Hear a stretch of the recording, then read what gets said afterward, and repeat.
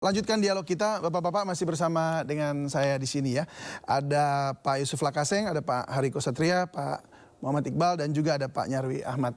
Saya ke Pak Nyarwi Ahmad. Pak, ini apa yang Anda lihat dari komunikasi yang secara nyata kita lihat di kampanye hari pertama ini? Apa yang menarik? Ya, yang jelas masing-masing pasangan capres-cawapres sudah memulai atau kick off gitu ya, khusus dua ya, Ganjar Mahfud sama Anies Muhaimin. Tadi Bung Hariko Satria mengatakan kalau untuk Pak Prabowo, Gibran tidak hari ini, tapi mungkin besok atau kapan misalnya begitu. Tapi paling enggak kan kita sudah mulai tahu ya prioritas isu misalnya. Artinya dari mana gitu para capres atau cawapres itu mengedres atau memilih isu-isu yang menjadi atau gagasan yang menjadi modal kampanye dia. Contoh tadi misalnya Anies Baswedan ya, dimulai dari tanah merah kan gitu. Kalau itu kan itu saya pikir sudah cocok dengan tema ya, tema visi misi dia ya soal perubahan. Dan di situ tadi Bung Iqbal juga mengatakan misalnya soal ketimpangan, soal ini, dan itu mempertegas ya soal apakah Jakarta itu akan tetap ibu kota atau ada pindah ke IKN misalnya begitu. Meskipun orang juga aja bisa mengkritik ya, nanti Mas Iqbal kalau dapat kritikan pasti akan wajar muncul ya. Misalnya dimulai dari tanah merah, betul di situ Pak Anies menyampaikan dari awal gitu ya, ketika diminta gubernur yang datang dari sana. Tapi ketika masa pemerintahan Pak Anies kenapa juga belum sepenuhnya tuntas, orang bisa aja mengkritik itu. Nanti akan menjadi bagian diskusi itu Bung Iqbal ya. Nah kemudian saya kira juga yang lain juga sama gitu ya, Mas Ganjar misalnya bicara akselerasi percepatan gitu, Pak Mahfud juga demikian gitu. Tapi pertanyaannya bisa aja nanti akan muncul kritik-kritik kan biasa dalam diskusi. Kalau nggak gitu nggak ada kampanye nanti Pak David ya. Misalnya memang capaiannya ini sejauh mana, apa yang kurang, apa yang perlu diperbaiki, skalanya dari mana ke arah mana, misalnya begitu. Sama persis nanti saya kira untuk Pak Prabowo dan Pak Gibran juga akan ada pertanyaan-pertanyaan membuat publik saya kira makin tercerdaskan ya. Misalnya kalau melanjutkan pemerintahan Pak Jokowi misalnya, hal-hal apa saja fondasi dan prioritas gitu ya, yang jadi prioritas di sana. Saya contohkan kayak kemarin beberapa waktu lalu Pak Jokowi menyampaikan ya, hati-hati memilih pemimpin misalnya begitu ya kan, karena akan membawa Indonesia, harus bisa membawa Indonesia gitu keluar dari negara middle income trap. Kalau enggak kita akan begini-begini terus kira-kira gitu, dan pengalaman sudah menunjukkan. Nah, pertanyaannya kan bagaimana misalnya roadmap ya, visi misi Pak Prabowo Gibran itu mampu misalnya mengakselerasi dari mulai pendapatan per kapita kita, kesejahteraan, tadi kan prioritas isunya SDM dan lain-lain. Tapi overall ya, David, saya melihat begini, tadi dari penjelasan Bung Hariko Satria, kemudian Pak Lakaseng, Pak Yusuf Lakaseng, dan juga saya kira juga penjelasan dari Mas Halid tadi. Ada satu kesamaan di mana saya lihat masing-masing capres-capres ini concern pada isu-isu yang sifatnya populis ya. Populis artinya isu-isu yang sangat concern dengan kehidupan rakyat ya. Misalnya sembako, harga mahal atau apapun kayak gitu-gitulah. Artinya concern pada apa yang memang menjadi beban atau menjadi katakanlah persoalan yang dihadapi mayoritas masyarakat kita gitu. Walaupun mungkin ada beberapa penafsiran yang mungkin agak menarik kalau kita sedikit elaborasi yang agak berbeda. Contohnya gini. Kalau Mas Anies tadi kan di pidatonya itu perubahan adalah merubah kebijakan. Sementara tadi Cak Imin misalnya contoh ya, yang dimaksudkan perubahan adalah kalau kecepatan 100 gitu, ini baru 50 berarti kita rubah kan. Artinya kan akselerasi sebenarnya. Jadi memang ada tafsir-tafsir yang soal perubahan itu apakah kaitannya dengan perbaikan gitu, ataukah perbaikan itu kontinuitas seperti itu, nanti pasti akan muncul debat-debat itu. Baik, nah ini akan sangat menarik sekali. Nah saya langsung aja kalau gitu ke Pak Iqbal ya, Pak Iqbal. Ini kalau bicara soal tadi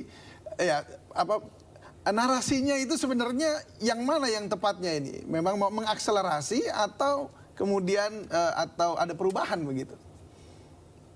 Ya memang artinya Mas Anies menunjukkan bahwa perubahan itu nyata. Ketika Mas Anies memimpin, perubahannya konkret, tidak lagi mengawang-awang ya, yang saat ini sudah berada di pemerintahan justru mengarang-ngarang ide-ide yang sesungguhnya sudah dilakukan ketika saat ini berkuasa gitu. Jadi kami melihat bahwa yang terjadi di negeri ini adalah ketimpangan, kesenjangan. Bayangkan, prevalensi stunting kita itu masih tinggi, gizi buruk masih banyak. Kita sibuk membangun kereta cepat, kita sibuk membangun istana baru. Padahal seharusnya itu bisa digunakan untuk meningkatkan kesejahteraan masyarakat. Di pemerintahan Pak Jokowi saat ini, yang dimana Pak Ganjar sebagai partai berkuasa di PDIP, juga Pak Mahfud sebagai Menko-nya, saat ini yang terjadi adalah justru ada 3 poin penting yang menjadi perhatian kami. Pertama, pengangguran, ya, yang masih tinggi, kemiskinan masih tinggi, dan juga tadi adalah kesenjangan antara yang kaya dengan yang miskin. Begitu Mas Anies menawarkan sebuah perubahan bagaimana ibu kota negara itu harusnya bisa membangun kota-kota di seluruh Indonesia, bukan hanya terpusat di sebuah negara, di sebuah tempat. Yang ini tentu saja tidak adil. Karena Indonesia ini ada banyak pulau, ada banyak wilayah yang memerlukan perhatian.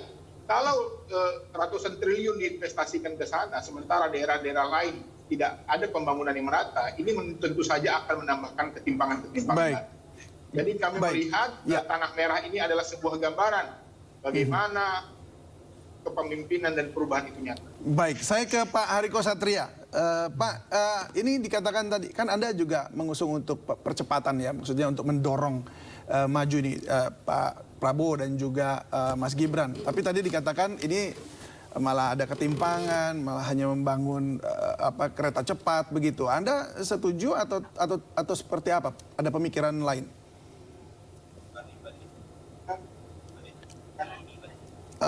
Pak Hariko, ini tampaknya suaranya belum terdengar. Ya, baik. Ya. Terima kasih. Baik. Jadi pemindahan ibu kota atau IKN itu sendiri adalah sebuah perubahan gitu ya. Perubahan ibu kota yang akan melahirkan pemerataan gitu. Jadi memang agak aneh ya ketika kita mengatakan perubahan, tapi kita tidak siap dengan perubahan yang besar. Dan memang ini mohon maaf ya, saya perhatikan memang berubah-ubah gitu pernyataannya ya. Sejak awalnya setuju, tidak setuju, kemudian berbeda lagi antara dari teman-teman PKS, beda lagi apa yang disampaikan oleh Caimin, beda lagi yang akan disampaikan oleh Pak Anies tentang IKN. Jadi saya melihat sebaiknya satukan dulu suara itu di dalam. Sebetulnya sikapnya bagaimana tentang IKN ini. Kalau dari kita, dari Pak Prabowo dan Pak Gibran sudah solid, sikapnya sama, IKN akan dilanjutkan. Karena IKN itu juga memberikan manfaat ya untuk warga Jabodetabek ya. Terutama soal macet dan banjir ini ya. Jadi masyarakat tidak ada yang dirugikan, justru akan mendapatkan manfaat karena macet berkurang, kemudian banjir berkurang, kemudian juga pemerataan itu akan terjadi. Nah, tadi juga disampaikan dalam debat di Four Seasons, sudah disampaikan juga itu sudah lama, kemudian Pak Prabowo Gibran juga sudah merancang 10 kota inovatif nasional gitu. Jadi tidak bisa kita ini menuduh misalnya IKN itu dibangun kemudian melupakan orang miskin dan lain sebagainya. Tidak begitu cara berpikirnya. Karena kalau begitu cara berpikirnya kita melihat proyek-proyek yang besar, saya tidak maulah saya mengkritik secara personal ya Pak Anies maupun capres lainnya.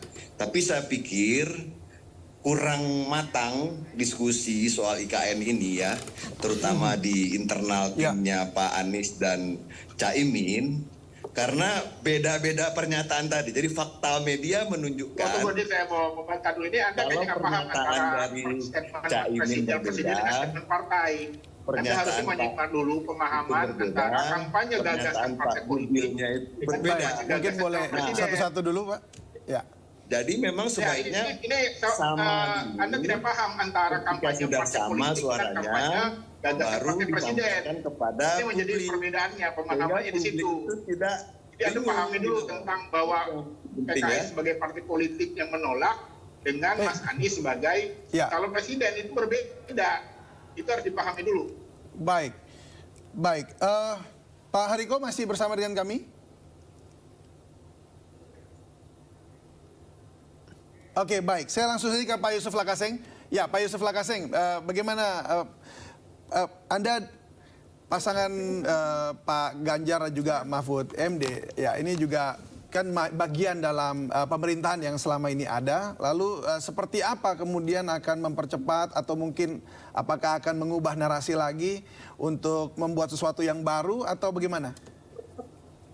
Ya saya kira tantangan kita ke depan adalah bonus demografi ya. Pada 3040 atau 45 kita punya penduduk sekitar 319 juta. Diperkirakan ada 40 juta orang yang butuh makan, butuh pendidikan yang cukup agar mereka terampil, punya skill, punya pengetahuan. Baik.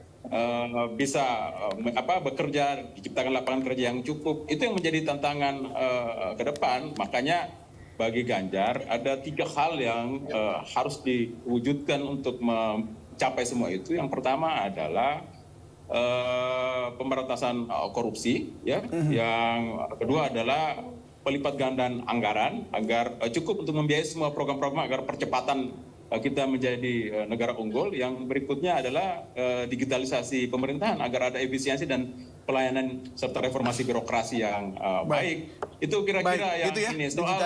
Soal program pengentasan kemiskinan. Kita tidak gembar-gembar kemiskinan harus diperantas tuntas, tapi saya lihat dari visi-misi calon presiden hanya Ganjar Pranowo yang berani menargetkan bahwa kita menargetkan kemiskinan kita bisa tuntaskan hingga tertinggal 2,5%, kemiskinan ekstrimnya 0%. Kalau yang lain kan nggak berani sampai menurunkan rasio gini. Kemudian pertumbuhan ekonomi kita targetkan 7%, karena hanya 7% lah yang bisa meraup tenaga kerja yang maksimal untuk menyelesaikan soal bonus demografi. Itu. Baik, Pak Yusuf Lakaseng. Terima kasih. Lagi tentunya yang menjadi program tentunya. kita. Banyak sekali sebenarnya yang saya ingin tanyakan dan ingin diskusikan sebenarnya. Tapi ini waktunya sudah terbatas dan sudah selesai waktunya saya. Terima kasih banyak sekali lagi Bapak-Bapak sudah bergabung bersama kami. Pak Nyarwi Ahmad, terima kasih. Pak Yusuf Lakaseng, terima kasih. Pak Muhammad Iqbal, terima kasih. Dan tadi juga ada Pak Hariko Satria. Terima kasih sudah bergabung bersama kami. Salam sehat selalu. Selamat sore.